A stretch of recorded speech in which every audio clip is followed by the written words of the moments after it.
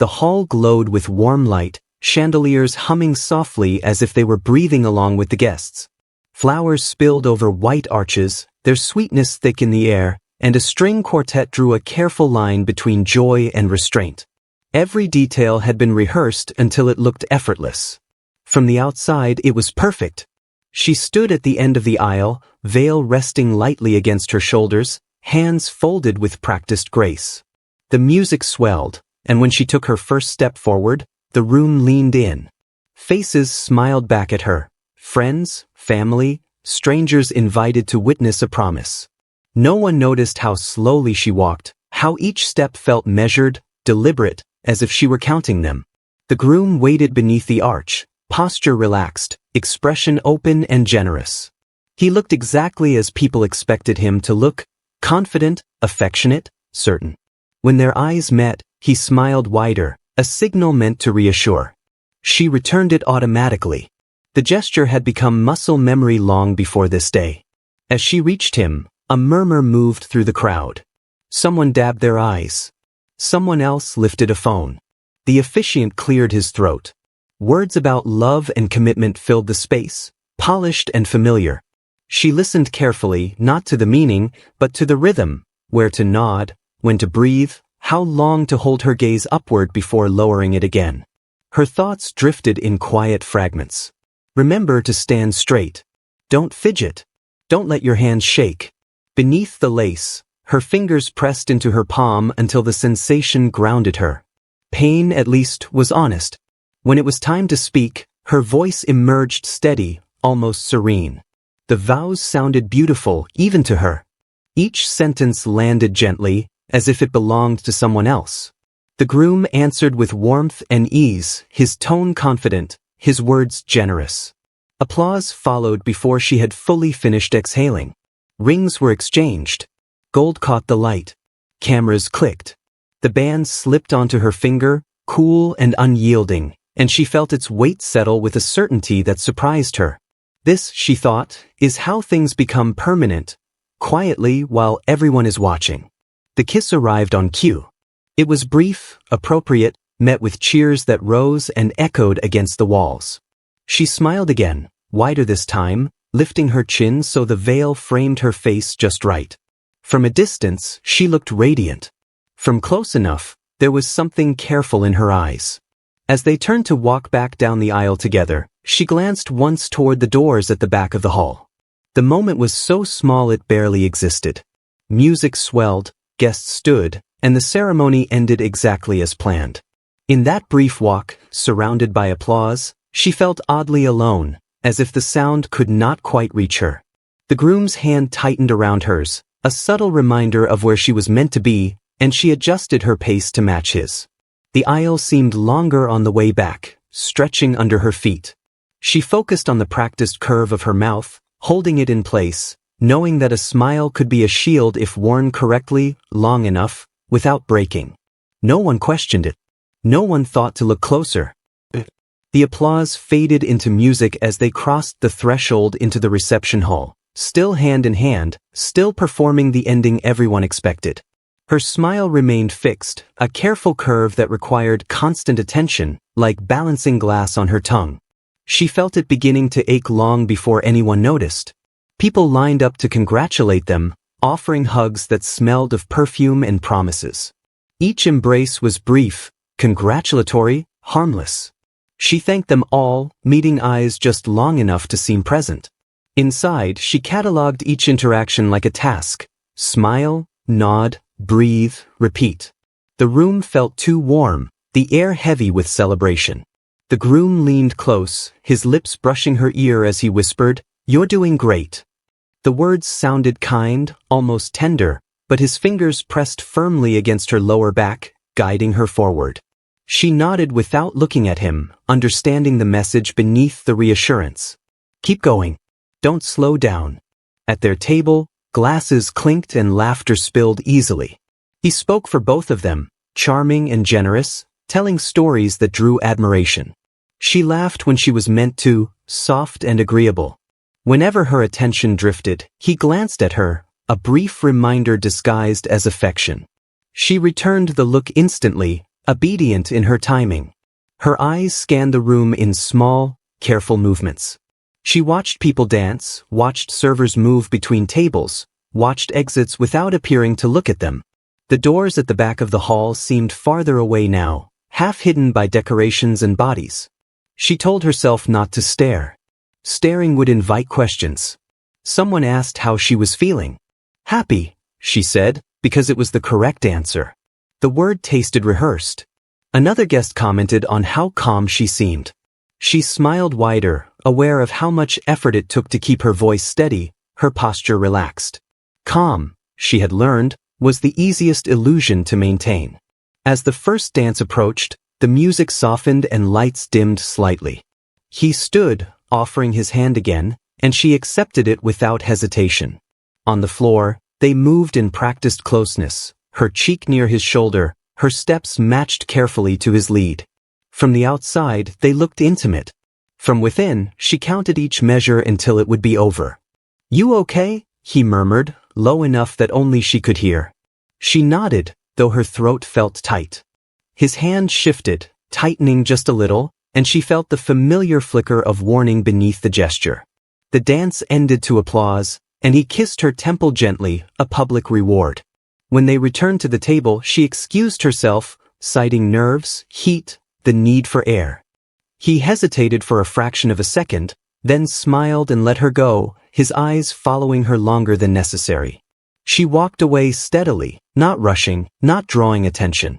In the hallway outside the main room, the noise dulled, becoming distant and echoing. She paused, resting a hand against the cool wall, letting her smile finally fall. Her reflection stared back from a mirror, perfectly arranged, strangely hollow. She inhaled slowly, then straightened, knowing she couldn't stay long. Somewhere behind her, the celebration continued, unaware that something vital had already begun to slip out of place, quietly, among the guests. She checked her phone without unlocking it, feeling its weight in her hand. No messages. No missed calls. Just silence. She slid it back into her clutch, smoothed her dress, and turned toward the noise again, unaware that someone in the crowd had just recognized her, and was still staring. From across the room. She stepped back into the reception hall with her smile restored, the music swelling to greet her return. The noise felt louder now, sharper, as if the room had shifted while she was gone. Faces blurred together until one pair of eyes refused to do the same. He stood near the far wall, half shadowed by hanging lights, holding a drink he wasn't touching. He hadn't moved when she entered. He didn't need to. He was already looking at her. For a moment, time narrowed to the space between them. Years collapsed quietly, folding in on themselves. She knew that face in the way one knows a song from childhood, instantly, painfully, without effort. Her breath caught before she could stop it. She looked away first. The groom was beside her again, hands settling at her waist as if he had always been there. "Everything okay?" he asked, voice smooth, public. She nodded, still facing forward, hoping the movement would be enough to steady her. She told herself it was coincidence. Weddings invited old names, old connections. It meant nothing. Still, her pulse betrayed her, thudding too fast, too loud. She risked another glance. The man was closer now, weaving through guests with careful hesitation. He looked older, thinner around the eyes, but the familiarity remained. When their gazes met again, his expression softened, not with surprise, but recognition. He knew her too. He had never really stopped. A voice called her name, her married name, and she flinched at the sound of it, still foreign on her skin. She responded automatically, answering questions, accepting compliments, while her attention split in two. Half of her stayed present. The other half followed his slow approach, tracking every step. When he finally reached her, he stopped at a respectful distance. "I didn't know if you'd want to see me," he said quietly. His voice was lower than she remembered, careful, as if afraid of breaking something fragile. She swallowed. "You shouldn't be here," she replied, just as softly. The words felt hollow, lacking conviction. Around them, laughter rose and fell, oblivious. "I got the invitation," he said. "I almost didn't come." He glanced briefly at the groom, who was engaged in conversation nearby, then back to her. "But I needed to see you. To know you were okay." She laughed once, a sound too sharp to be natural. "I'm fine," she said instinctively. The lie came easily. It always had. His eyes searched her face, lingering where the smile faltered. "You don't look fine," he said. There was no accusation in his tone, only concern. It was that, more than anything, that unsettled her. Before she could respond, the groom turned toward them, curiosity flickering across his features. "Is everything all right over here?" he asked, polite but alert. She felt the shift immediately, the air tightening. "This is an old friend," she said quickly. Too quickly. The word friend landed awkwardly between them. The man extended his hand, offering a courteous nod. "Congratulations," he said. The groom shook his hand firmly, measuring him with a smile that didn't quite reach his eyes this time. "Enjoy the night," the groom replied, his arms sliding around her shoulders. The gesture was affectionate, possessive, unmistakable. The message was clear. The man stepped back, accepting the boundary. "I'll let you get back to your guests," he said. Before leaving, he met her eyes once more. "If you need anything," he added quietly, "I'm here." She watched him disappear into the crowd, her chest tightening with something dangerously close to relief. The groom's grip remained steady as he guided her away, already speaking, already reclaiming the moment. But long after the conversation moved on, one thought echoed louder than the music: some names never fade. They wait. And once spoken, even silently, they begin to change everything. She felt the past breathing again, patient and dangerous, beneath every lighted smile tonight. The man's words followed her long after he vanished into the crowd. "If you need anything, I'm here." They echoed beneath the music, slipping past the careful walls she had built. As the groom spoke beside her, she nodded at the right moments, but her attention drifted backward, pulled by memories she had worked hard to bury. She remembered a different kind of quiet. Not the tense silence she lived with now, but the easy kind that settled between two people who didn't need to perform. Back then, love sounded like laughter filling small rooms, like conversations that wandered without fear of being misunderstood. It sounded like her own voice, unguarded. In those memories, she was younger, softer, unaware of how quickly affection could turn into leverage.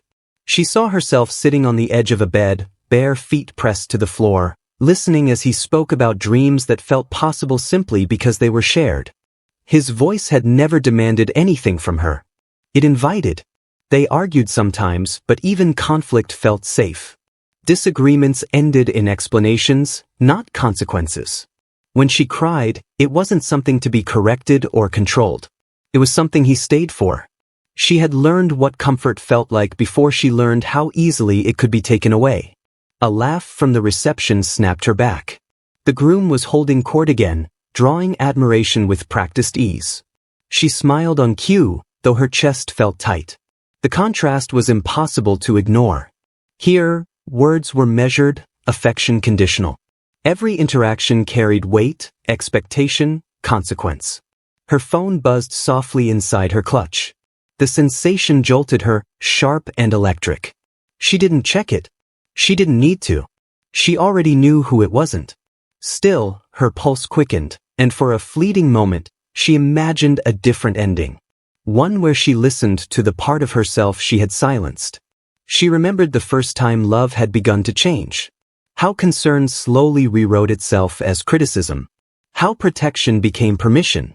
It hadn't happened all at once. It never did. It arrived gently, disguised as care, until she couldn't remember when she stopped choosing and started complying. The music shifted again, signaling another ritual, another obligation. The groom leaned toward her, murmuring something about schedules, about appearances. She nodded, the habit automatic. As he spoke, she realized how rarely he asked questions that didn't already contain their own answers. In her memory, love used to sound like her name spoken softly, without ownership attached. Now it sounded like instructions, like expectations delivered with a smile. The difference was subtle enough to miss, especially from the outside. Especially on a day designed to celebrate illusion. She glanced once more across the room, searching without meaning to. She didn't see him this time, but the space where he had stood felt charged, alive. The past had not arrived to save her. It had arrived to remind her that another life had once been possible. The groom's hand settled firmly at her back again, steering her toward the next moment, the next performance. As she moved, she understood something with sudden clarity. Love hadn't disappeared. It had been replaced. And whatever filled its place now did not sound like kindness. It sounded like control, waiting patiently behind closed doors. The realization followed her as the night pressed on, settling into her bones with a familiar weight. Control, she had learned, didn't announce itself loudly. It lived in the private spaces, behind doors that closed softly, where no one was watching closely enough to intervene. Before the wedding, those doors had shut more often than she liked. Conversations ended when he decided they should. Questions were reframed as doubts about her judgment. He never raised his voice. He didn't need to. Disapproval arrived quietly, carried in sighs, in pauses that stretched too long, in reminders of everything he had provided and everything she might lose. She had once mistaken that restraint for maturity. It took time to understand that silence could be sharper than shouting. He monitored without appearing to. Suggestions became expectations. Preferences hardened into rules. If she hesitated, he reminded her how fragile things were, how easily stability could be disrupted. "I just worry about you," he would say, voice gentle, convincing. And she would apologize, unsure what she had done wrong, only certain that she had. At first, she told herself this was what commitment looked like. Compromise. Adjustment. The slow narrowing of oneself to fit another person's comfort. Friends drifted away naturally, he explained. Independence softened once you belonged to something real. When discomfort surfaced, he framed it as her insecurity, her overthinking, her problem to solve. By the time she recognized the pattern, it had already tightened around her. Now, at the reception, the same dynamic played out beneath the celebration. His hand guided her constantly, subtle pressure steering her where he wanted her to be. If she lingered too long in conversation, he appeared at her side, smiling, reclaiming her attention. Each gesture looked affectionate. Together, they formed a map she was expected to follow. She wondered how many guests would still be smiling if they could hear the conversations that happened after the doors closed at night. How many would still admire him if they knew how carefully he shaped reality until she doubted her own. A server brushed past her, apologizing, and the brief interruption gave her space to breathe. She stepped away from the table, adjusting her dress, telling herself she needed the restroom. He nodded, distracted for once, engaged in discussion. The freedom felt temporary, fragile. In the hallway, the air was cooler, quieter. Her reflection followed her along the mirrors lining the wall, a version of herself frozen in perfection. She paused, pressing her palms against the counter, grounding herself. The memory of the man from her past surfaced again, not as temptation, but as contrast. He had never needed to hold her in place. She checked her phone this time. Still nothing. No messages. No missed calls. The silence felt deliberate, almost staged, and unease curled in her stomach. She told herself she was imagining it, that nerves were to blame. When she returned, the groom noticed immediately. "There you are," he said, relief edged with something firmer. "Try not to disappear." He smiled, but his eyes held her steady a second too long. "I just needed a moment," she replied, keeping her tone light. "We all do," he said. "Just let me know next time." The exchange passed unnoticed by everyone else. Music swelled again. Glasses clinked. The celebration resumed its careful rhythm. But something had shifted. She felt it in the way the room seemed larger, harder to navigate. In the way her thoughts began to circle, restless and sharp. The power he held wasn't loud enough to interrupt a wedding. It was quiet enough to survive it. As the night deepened and the schedule loosened, she felt the pull of solitude grow stronger. Another moment alone wouldn't hurt, she told herself. Just a few minutes. No one would miss her right away. She glanced once more toward the hallway, toward the places guests rarely noticed. And for the first time that evening, She stepped away without asking. She walked down the quiet hallway, away from laughter and clinking glasses, feeling the weight of the night shift around her like a second skin. The reception hall's warmth faded behind her, leaving only the soft hum of air conditioning and the muted footsteps of staff moving in the shadows. For a moment, she let herself exhale, small and deliberate, savoring the absence of expectation. The hallway was narrow, almost claustrophobic, yet it offered freedom. Her heels clicked lightly against the polished floor as she counted each step in silence. Outside, the world celebrated love, commitment, perfection. Inside, she carried a truth too delicate to reveal. Not yet, not here, not in the presence of anyone else. Her eyes traced the doors lining the corridor, locked and unlocked, some opening onto storage rooms, others onto service stairwells. The air smelled faintly of cleaning solution and flowers, a strange combination that grounded her. She paused by one of the mirrors, smoothing the crease of her dress, letting her reflection confirm that the practiced smile still worked. She could hold it together long enough. The phone in her clutch vibrated softly, breaking the quiet. She didn't reach for it. Nothing awaited her there that she wanted. The absence of messages was louder than any warning, a reminder that help wouldn't come unless she asked, and even then, it might be too late. She pressed her palm to her chest, steadying the pulse that had begun to race, reminding herself that she could move unseen, unnoticed, for a few precious minutes. The one thing missing became impossible to ignore. It wasn't the former lover, nor the distant family member, nor even the brief pause from the groom. It was acknowledgement. No one noticed that she carried tension heavier than her bouquet. No one noticed the way her hands trembled slightly when no one was watching.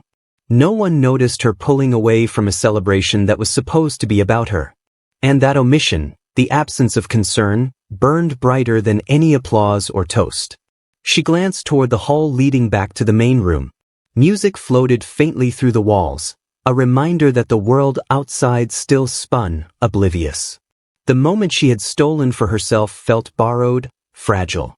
Yet the emptiness around her granted clarity, the rare kind that only silence can produce. She understood something crucial. The missing piece of this night was not a person, not an object, but recognition. Recognition that she was not simply a bride in a photograph, a smile in motion, a moment in time, but someone alive, someone vulnerable, someone hiding. Her steps slowed as she reached a corner, dimly lit by an emergency exit sign. Shadows pooled in the corners, folding the space into secrecy. She pressed her back against the wall and let herself rest there, shoulders easing, mind sharpening. The crowd might be watching her, celebrating, noticing everything except what mattered. She could see clearly now the divide between performance and reality. Her heart beat steady, but alert.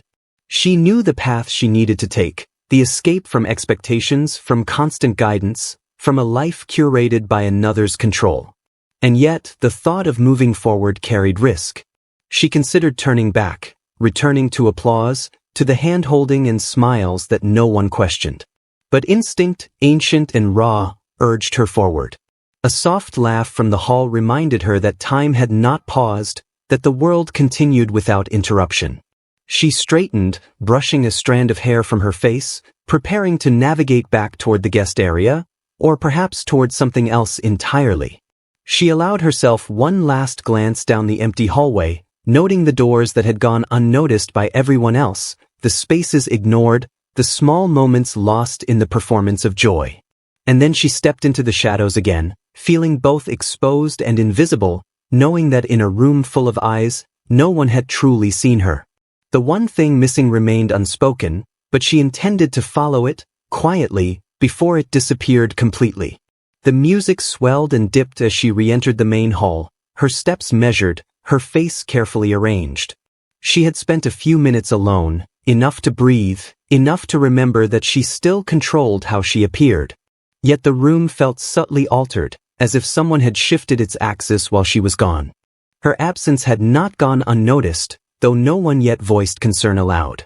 Guests were milling near the buffet, holding plates and drinks, laughter spilling like careless confetti. But when she approached her table, she sensed hesitation.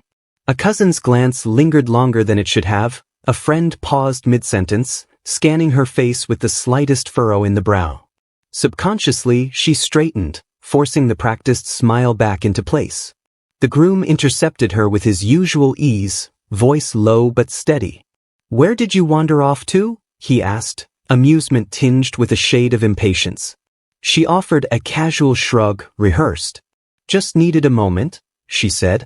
The answer was acceptable. He allowed it, but she felt the weight of his scrutiny settle again, just behind her shoulder.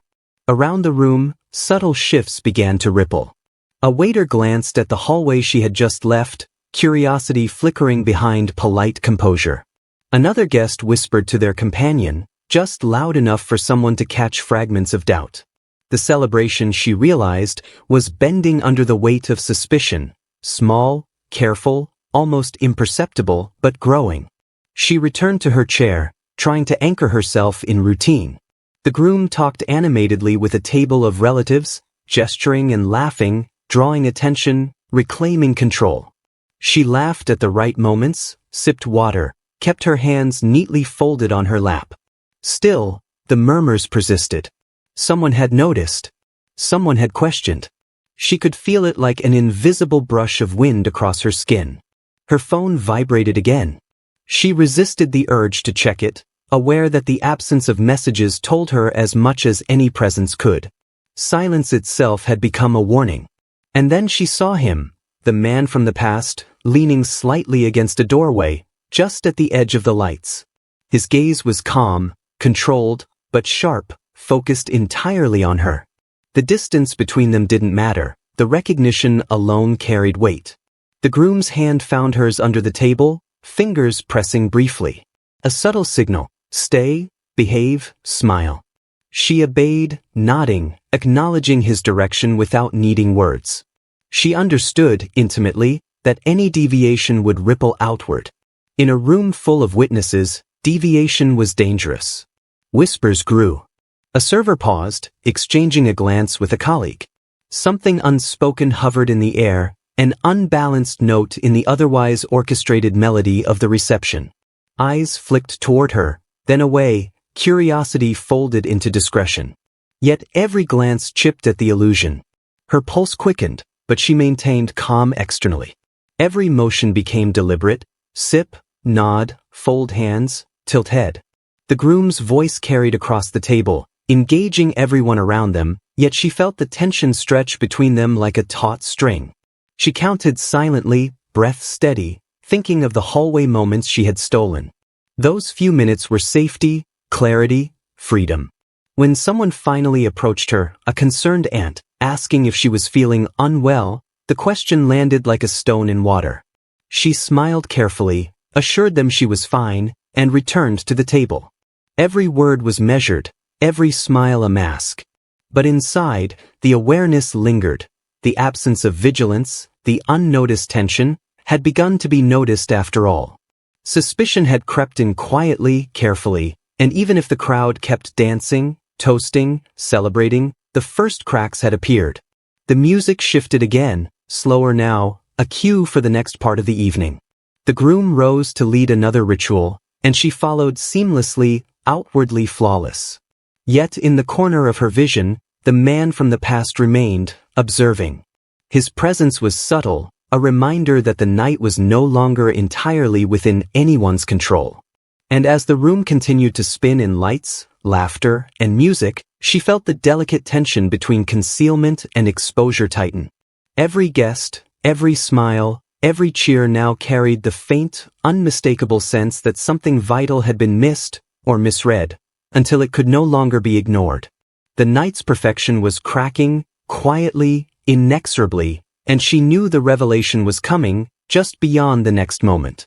The hall had grown quieter, though the music still lingered, soft and intermittent, like a pulse that refused to stop. The guests were scattered now, lingering in small groups, whispering, replaying what they had noticed, what they thought they had seen. Every detail was being catalogued, and yet no one spoke the truth aloud. She remained seated at her table, hands folded, listening to fragments of conversation, nodding when necessary, saying nothing more than what was expected. When the authorities arrived, it was abrupt, polite and formal. Their presence felt intrusive, yet necessary. Questions were asked in calm, measured tones, their intent precise but impersonal. Who had seen what? Where had she been at certain moments? The guests recounted names, movements, smiles, and moments, their memories piecing together an external timeline that left out the essential truth. What had been going on behind the walls she carried with her? Her own statement was prepared, rehearsed internally, like everything else. She answered questions with exactitude, avoiding elaboration, keeping her voice steady. Each word was correct, careful, a shield. She described where she had walked, who she had spoken to, what she had eaten, and what she had seen. Each sentence was accurate, yet incomplete. The truth, in its fullness, would have made the room tremble. The groom provided his account as well, confident and smooth. His words were polite, structured, detailed enough to satisfy protocol. There was no anger, no hesitation, no guilt. His version painted the night as seamless, flawless, the kind of story people wanted to believe about love and celebration. And yet, something in his precise demeanor unsettled her. Each sentence reinforced control, measured in syllables, gestures, and pauses. Questions turned to observation. The investigators moved through the room, scanning, noting, recording. They asked about the timing of events, the location of guests, the gaps in movement. She watched them carefully, aware that they were only gathering fragments, assembling a puzzle without ever seeing the image she carried in her chest. Her silence spoke louder than her words, but no one knew how to interpret it. Guests whispered, recounting tiny anomalies. A glance that lingered too long, a step taken too quickly, a hallway left unattended. Each comment was met with reassurance, nods, polite agreement, or dismissal. Everyone wanted the night to remain intact, to retain the illusion of perfection. The truth threatened that comfort. She remembered the man from the past, the one who had arrived quietly and vanished just as quickly, and realized that his silent presence had already altered the perception of the night. Though unseen by most, it had left traces in the air, subtle disruptions in the rhythm of interactions. No statement could capture that nuance, no recording could document the tension that now threaded the room. Her hands trembled slightly under the table. She pressed them together, a gesture unnoticed by anyone. Statements were being collected, words carefully documented, but answers, the kind that could change understanding, reveal hidden fractures, were absent. The difference between reporting and witnessing, she realized, was vast. The groom touched her hand under the table briefly, a signal of reassurance or possession, she could not tell which. She nodded, keeping her expression neutral, masking the storm behind her eyes. Every gesture was a performance, every answer calculated. As the questioning wound down and the authorities prepared to leave, she felt a shift in the atmosphere. The guests returned to their clusters, their whispers softer now, speculative, uncertain. Statements had been recorded, but clarity had not arrived. The room was filled with words, yet it was empty of understanding. She exhaled slowly, the weight pressing against her chest. Something essential had been left behind in the silence between questions, the spaces between answers. The night continued to unfold, celebration mingled with suspicion, but she knew the true narrative, what had really been happening, remained unspoken, waiting for the right moment to surface. And somewhere at the edge of her vision, she sensed a presence, faint but persistent, a reminder that the next chapter of revelation was imminent, poised to reshape everything that had been said, everything that had been seen. She returned to her seat after the questioning, hands trembling slightly, palms pressed together under the table. The crowd had resumed its rhythm, clinking glasses, laughter spilling across tables, but she felt removed, a witness rather than a participant. The air around her seemed thicker, heavy with observation, with questions that had gone unspoken. No one knew the story she carried, the details she had protected for so long. The secret she protected was not a scandal or a betrayal easily explained. It was smaller, quieter, but infinitely more dangerous. It was a record of her fear, her isolation, and the subtle manipulations that had shadowed her life. The journals she had kept, notes hidden in drawers, small messages never sent, they were fragments of truth that could not be shared without risk. Each held evidence of control, of moments where consent had been quietly taken and given in the wrong way, recorded only for herself. Her eyes scanned the hall, landing on the man who had reappeared briefly, just at the periphery of her vision. He had not interfered. He had not spoken. And yet, his presence had been a reminder of her other life, of the path she might have taken if fear and obligation had not intervened. She thought of the moments she had buried, the glances she had stolen, the words she had whispered in shadows. The secret she protected was the only armor that had kept her alive, intact, and unseen. When a guest approached her, asking again if she was all right, she nodded, letting the practiced smile curve her lips.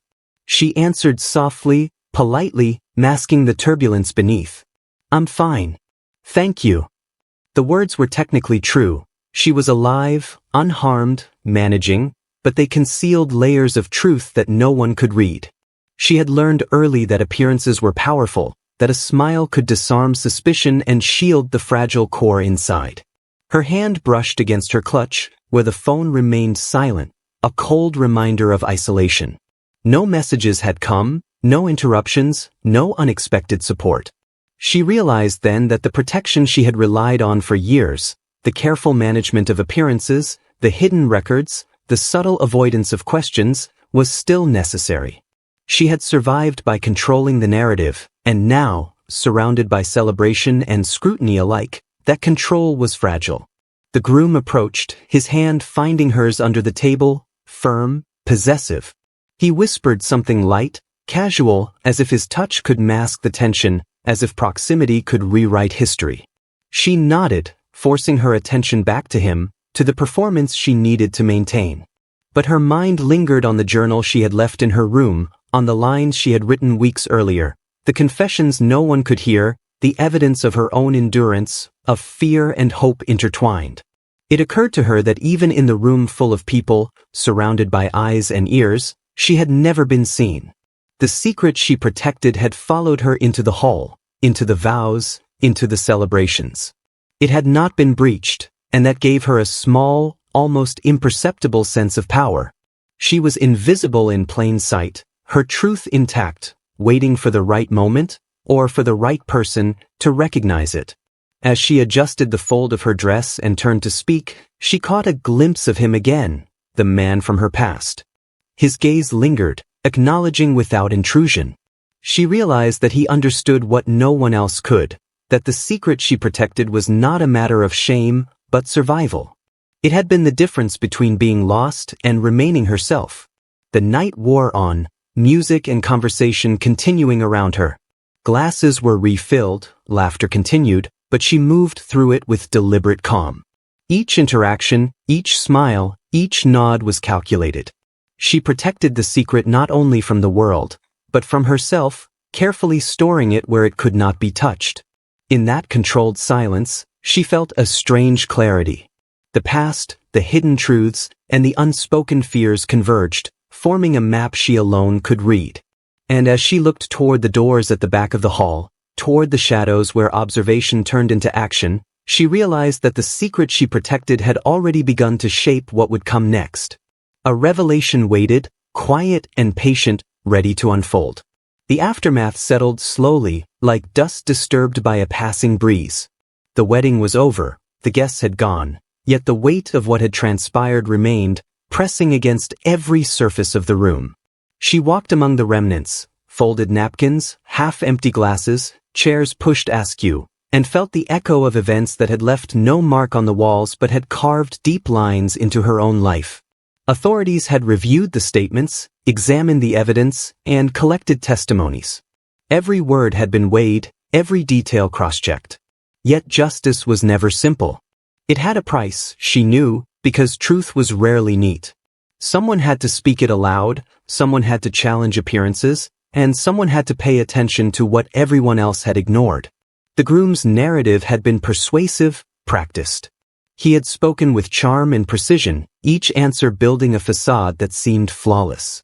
Outside observers had nodded in satisfaction, unaware that his control had extended far beyond the ceremonial, reaching into her private fears and silences.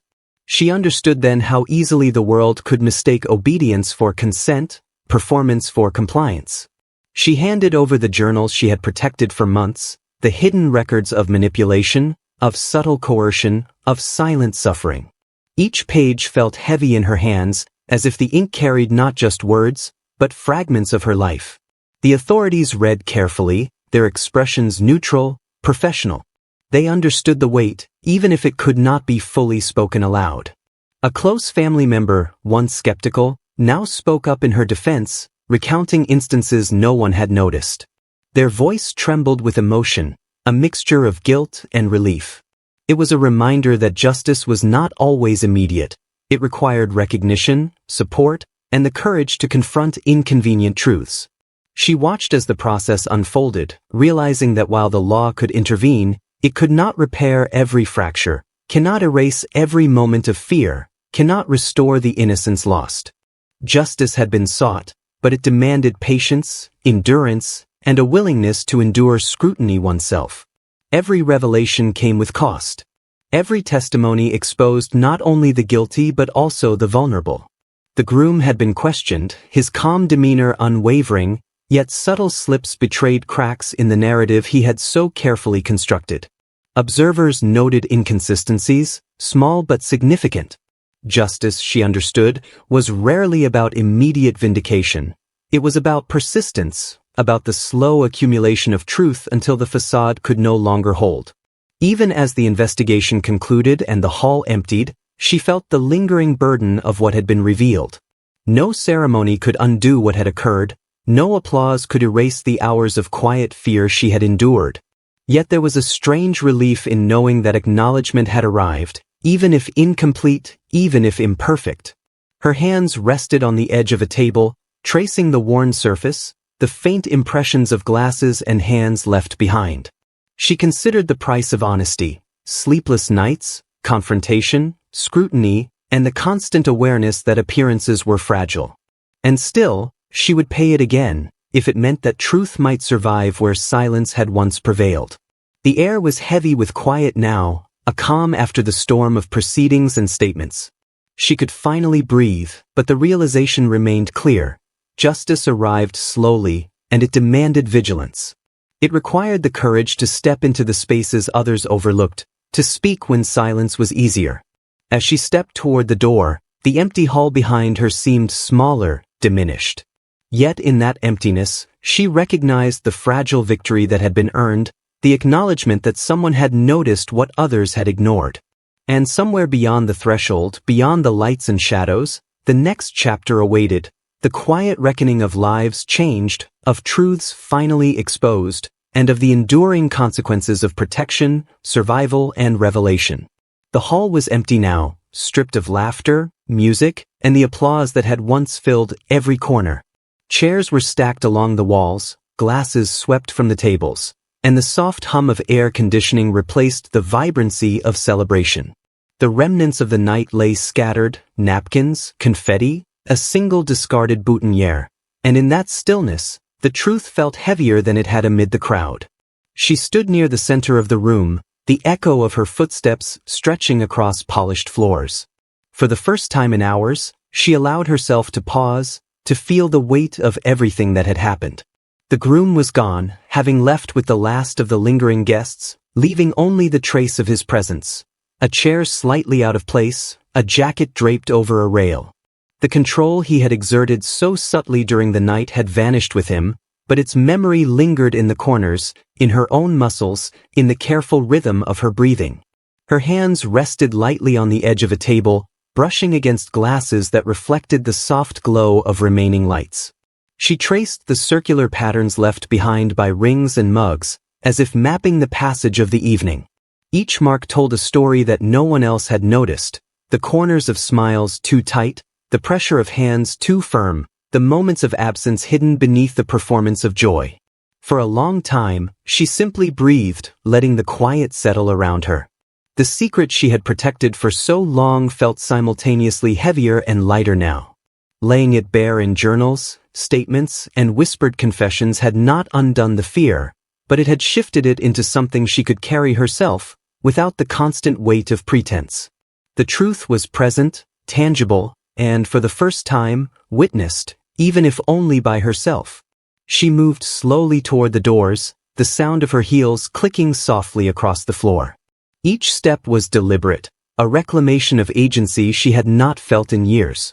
The corridor outside beckoned quietly, dimly lit, promising freedom and exposure at the same time. She paused briefly, looking back at the empty hall, understanding how easily celebrations could hide suffering, how quickly performance could disguise reality, and how rarely anyone truly saw what mattered. Her phone remained in her clutch, silent and still. She didn't need it. Nothing could interrupt this moment of solitude. No messages, no calls, no expectations. Only space to process, to let herself feel fully without performing. Her reflection in the glassed exit doors stared back at her, composed, tired, but undeniably whole. The night outside the hall was calm, quiet, with only the faint hum of distant traffic and the occasional rustle of leaves. The air was cooler here, less oppressive, and it carried the faint sense of possibility, the knowledge that control could shift, that moments of recognition could survive even in the shadows of performance. She inhaled deeply, feeling the tension of the night loosen just slightly. The secret she had carried, the fear she had hidden, and the life she had navigated in silence had all been acknowledged in some form. That acknowledgement did not erase pain, but it allowed her to move forward, to reclaim space that had been denied. As she stepped fully into the quiet night, the hall behind her faded into darkness, a vessel emptied of celebration but filled with the weight of truth, awareness, and survival. The guests would remember a perfect evening, smiles, vows, and music. She remembered everything else, the subtle cracks, the missing attention, the hidden struggles. In the stillness, she allowed herself to exhale completely, knowing that she had endured, that she had protected what mattered, and that the cost of being seen had finally been paid. And as she walked into the night, alone but unbroken, she carried with her a clarity that the guests, the celebrations, and the performances had never given her, that truth, even quietly kept, had the power to outlast the illusion, and that she, at last, was free.